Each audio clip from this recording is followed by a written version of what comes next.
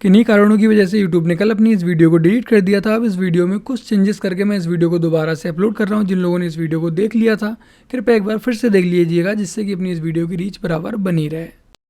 अब्बू, हमें मुस्लिम किसने बनाया? बेटा, इसने।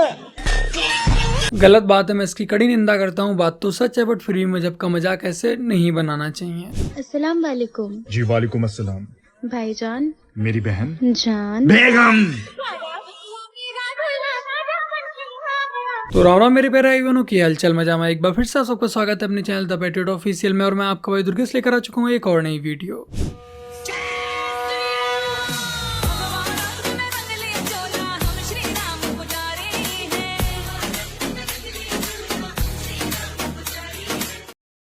साजे बाजे पोंगा चल दो ससुरारे कुंजी, साजे बाजे पोंगा चल दो ससुरारे कुंजी। जब पहली बार मैंने इस वीडियो को देखा तब मुझे यही लगा था कि ये कोई भिखारी है, बट जब जाकर कमेंट सेक्शन को पढ़ा तब जाकर समझ आया। वैसे आपके यहाँ और कौन कौन है? हम ज्यादा नहीं, बस 8-10 भाई बहन हैं। बहनें हैं रजिया सुल्ताना और भाई हैं अकबर, बाबर, दिलावर, जोरावर, पेशावर और कुतुब। एक आप शाहजहां नहीं है? हट, अब्बू को और भी तो काम होते हैं ना। मैन काम तो यही लग रहा है। वैसे आपके अब्बू करते क्या है? वो घर के पास एक मेडिकल स्टोर है, वहाँ पे काम करते हैं। आप लोग जितने भाई बहनों लगता नहीं है आसपास कोई मेडिकल स्टोर। कृपया कोई बताने का कष्ट करेगा कि ये दृश्य किस फिल्म का है।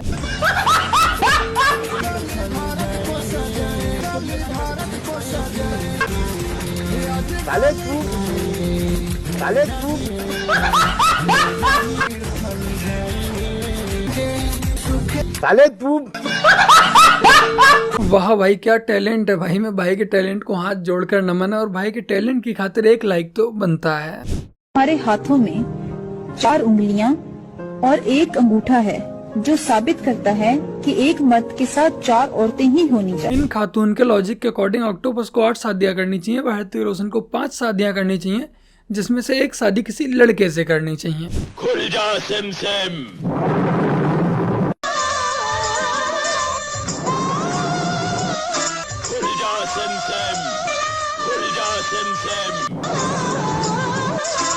ये क्या है भाई? क्या कोई मजहबी भाई इसे समझाने का कष्ट करेगा? भाई बीयर बेच रहे हैं महात्मा गांधी के नाम की। बताओ, हम करेंसी पे लेकर घूम रहे हैं इन्हें। आखिर हम लोग तो गांधी जी के लिए सही स्थान नहीं दे पाए, लेकिन रसिया वालों ने उन्हें एकदम सही स्थान दे दिया है।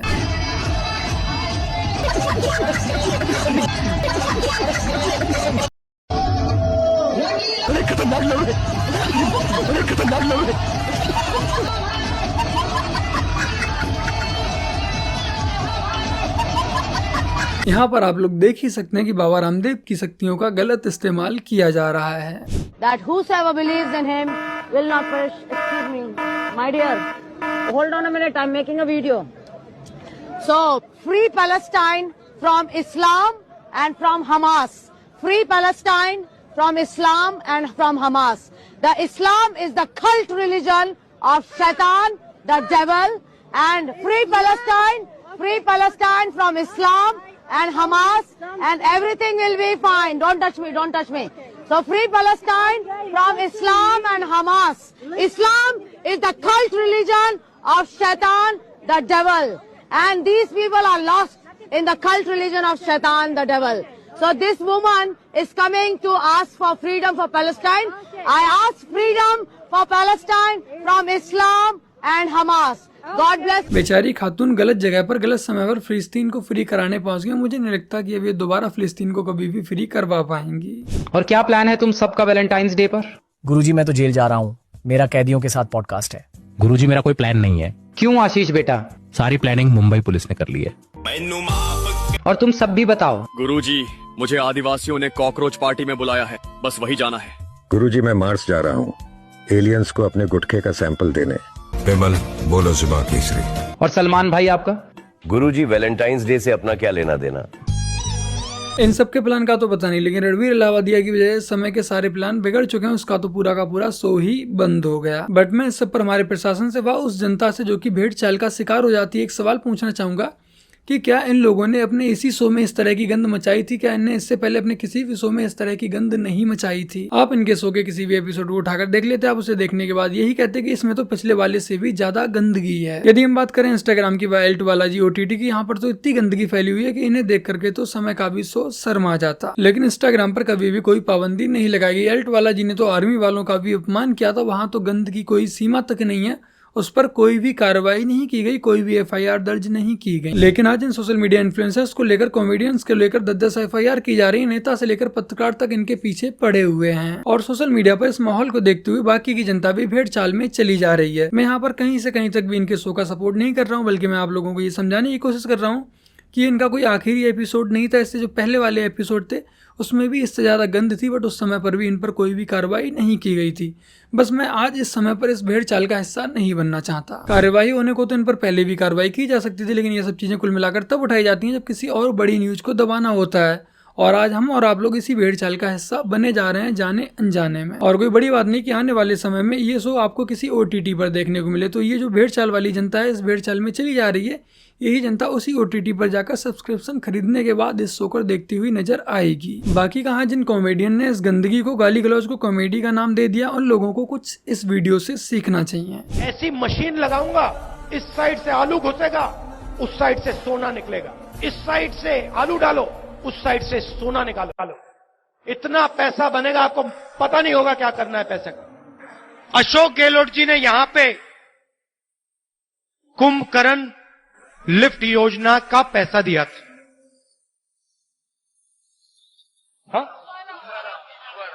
कुंभाराम कोका कोला कंपनी को शुरू करने वाला एक शिकंजी बेचने वाला व्यक्ति था। वो अमेरिका में शिकंजी बेचता था, पानी में चीनी मिलाता था। राहुल गांधी आपके दिमाग में है, मैंने मार दिया उसको। देखो, जो प्योर कॉमेडी होती है वो कुछ इस तरह से होती है। हमारे आज के कॉमेडियन को राहुल गांधी से बहुत कुछ सीखने की जरूरत है।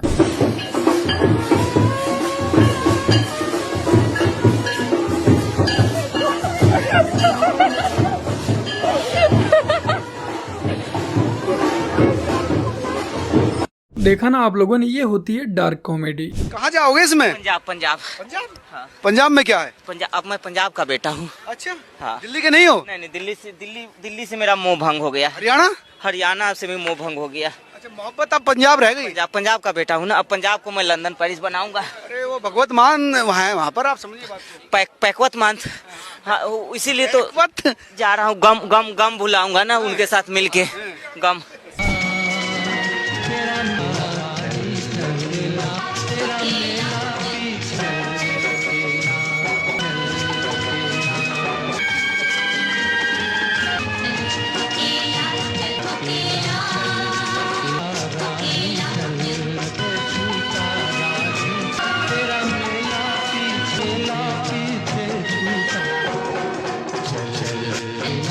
दिल्ली इलेक्शन के बाद अच्छा खासा माहौल बना हुआ था, चमचों की सुलगाने में पूरा आनंद आ रहा था, लेकिन इस इलाहाबादिया की वजह से पूरा का पूरा माहौल केजरीवाल की हार से इधर डाइवर्ट हो गया। काशी का एक पंडित हमारा हाथ देखा, बोला कि तुम्हारे हाथ में कंस्ट्रक्शन का लाइन नहीं, लेकिन डिस्ट्रक्शन का 4 गो लाइन है। तो हम किसी का बना तो नहीं सकते, लेकिन मिटा जरूर नहीं। काश केजरीवाल ने इस पॉडकास्ट को थोड़ा पहले देख लिया होता तो आज केजरीवाल के ये हालात ना होते। कांग्रेसी से पूछा कि आपको क्या उम्मीदें हैं, जीत रहे हो आप क्या? तो उन्होंने बोला हाँ जीत सकते हैं। कह रहा क्या है? कहता जी राहुल गांधी की रैली होने वाली है दिल्ली में। अच्छा। तो फिर भाजपा वाले से पूछा तो आप कैसे जीत रहे हो? कहता हम भी जीत रहे हैं। कह रहा क्या उम्मीद है? कहता जी राहुल जी की रैली होने वाली दिल्ली में। तो दोनों पार्टियों की उम्मीदें राहुल जी की रैली पे ही होती है। बीजेपी और कांग्रेस का सहारा राहुल गांधी हमारा। अनिल जी अभी बोल रहे हैं कि मजबूत विपक्ष 28, तो ये मजबूत कहाँ है? इसमें 28 में से 12-14 तो अभी जेल जाएंगे। जेल से मजबूती देंगे। तो ये 10-12 कोई इन भाई का नाम बताने का कष्ट करेगा ताकि इनकी और वीडियोस भी मैं आप लोगों तक पहुंचा पाऊं।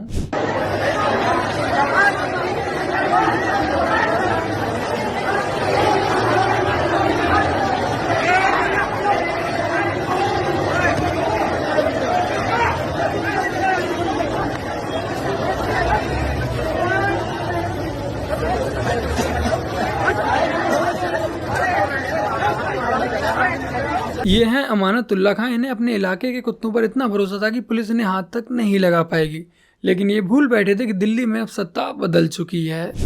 क्या जो सारे नियम थे उनको ध्यान में रखते हुए काम किया गया, या 4 बंगले वाकई तोड़कर बड़ा बंगला बनाया गया? क्योंकि याद कीजिए, ये वही अरविंद केजरीवाल हैं जो कहते थे कि अब बंगला लेने की जरूरत क्या है। वो कहते थे छोटा बंगला लेंगे। छोटा छोड़िए, आप 4 बंगले और मिलाकर बड़ा बंगला बना रहे हैं।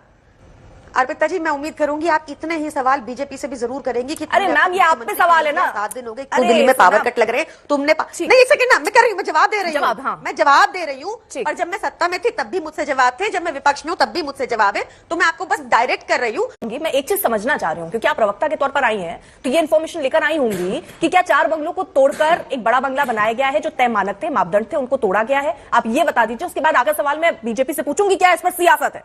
देखिए, ऐसा है कि भाजपा के आरोप, भाजपा को मुबारक, उनको गलत लग रहा है जेल डाल दे, उनको गलत लग रहा है कोर्ट में डाल दे, कोर्ट में हमें क्लीन चिट मिलेगी, मेरे बोलने ना बोलने से आपको कुछ सेटिस्फैक्शन नहीं मिलेगी। नहीं, आप ये कह दीजिए ना कि नहीं, हमने ऐसा नहीं किया। अरे आप ये क्यों नहीं कह रहे डंके की चोट पर कि हमने सिर्फ अपने घर को ठीक ठाक रहने लायक बनाया, खत्म हो जाते। आप ये नहीं कह रहे ना। अर्पिता जी, 4 बंगले तोड़े गए, बड़ा एरिया लिया गया, तय मानकों का पालन हुआ या नहीं हुआ? आप इतनी बार मुझे टोकेंगी, सुनिए, मैं आपको एक जवाब नहीं मिलेगा तो मुझे रोकना पड़ेगा ना मैम। मैं बता रही हूँ ना, दे रही हूँ सवाल जवाब। आप थोड़ा, आपने मेरे को अब तक 5 बार टोका, आप उस पर नहीं बोल रही प्रियंका, अब मेरी बात नहीं बोल रही जो मैं सवाल आपसे पूछ रही हूं। आप अभी भी गोल गोल जलेबी मत बनाइए। मैं सिंपल सा सवाल ये पूछ रही हूं, मैं बहुत सिंपल सा, फिर मैं जलेबी नहीं बना रही, आपको सुन नहीं रहे। नाराज नहीं होना मैम, ध्यान से सुन लीजिए, फिर से दोहरा देती हूँ मैम, कोई बात नहीं। नाराज नहीं हो रही, आप अपने वर्ड्स ऐड मत कीजिए। आप ऐड ही नहीं कर रही, मैं आपका सवाल पूछ रही हूँ, आपका सवाल मिल रहा है। ठीक है, मैं आपकी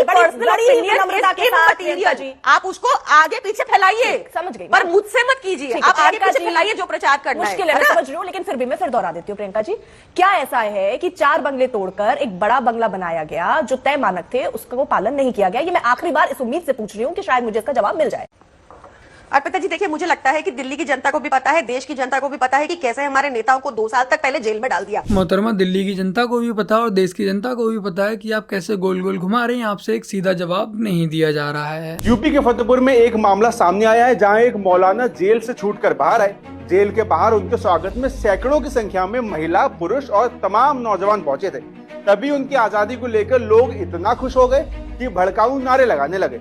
वहीं भड़काऊ नारों के वीडियो वायरल होने के बाद जब पुलिस को इस बात की शिकायत मिली तो पुलिस एक्टिव हो गई और मौलाना साहब को फिर से उठाकर ले गई और सलाखों के पीछे डाल दिया। गौर करने वाली बात यह है कि इस बार मौलाना साहब के साथ 19 और लोगों को जेल के अंदर जाना पड़ा है। बता दें कि मौलाना फिरोज आलम को पुलिस ने हिंदुओं का जबरन धर्म परिवर्तन करने के आरोप में पहले जेल भेजा था, जिसके बाद हाईकोर्ट ने उन्हें जमानत दे दी थी और वो रिहा हो गए थे। लेकिन अब एक बार फिर गाजीपुर पुलिस ने उनके समर्थकों के साथ उन्हें सलाखों के पीछे डाल दिया है। इस मामले पर आपकी क्या राय है, हमें कमेंट बॉक्स में कमेंट करके बताइए। बेचारे मौलाना साहब ने कहा कि जेल में अकेले अच्छा नहीं लग रहा है, चलिए कुछ और लोगों को साथ लिए चलते हैं। ए पीर साहब, हमारी नौकरी लगवा दे। पीर साहब खुद ऊपर वाले के मोहताज, सारी नौकरी कहाँ से लगवा देंगे? नौकरी मांगनी तो अल्लाह से मांगो, दोबारा अगर यहाँ दिख गए तो यही लिटा दूंगा। ये वीडियो उन हिंदुओं के लिए है जो मजारों पर मत्था टेकने जाते हैं। मोहब्बत बरसा देना, तू सावन आया है, तेरे और मेरे मिलने का मौसम आया है। मोहब्बत बरसा देना, तू सावन आया है, तेरे और मेरे मिलने का मौसम आया है। सबसे छुपा के तुझे मिले से लगानी है, प्यार में तेरे हद से गुजार जाना है। इतना प्यार किसी पे पहली बार आया है। मोहब्बत बरसा देना, तू सावन आया है, तेरे और मेरे मिलने का मौसम आया है। क्यों एक पल की भी जुदाई सही जाए ना, क्यों हर सुबह तू मेरी सासू में शाये ना आ जाना, तू मेरे पास दुआ इतना प्यारे में कैसे बताऊं जज्बात होए मेरे। मैंने खुद से भी ज्यादा तुमको चाहा, तू है सब कुछ छोड़ के आना तो सावन आया है। मोहब्बत बरसा देना, तू सावन आया है, तेरे और मेरे मिलने का मौसम मौसम आया। तो बस मेरे प्यारे भाई बहनों, आज की अपनी इस वीडियो में इतना ही। वीडियो को लाइक शेयर कमेंट और अपने इस चैनल को सब्सक्राइब आज से कर लीजिएगा। चलिए मिलते हैं नेक्स्ट संडे, तब तक के लिए जय हिंद, वंदे मातरम, जय श्री राम।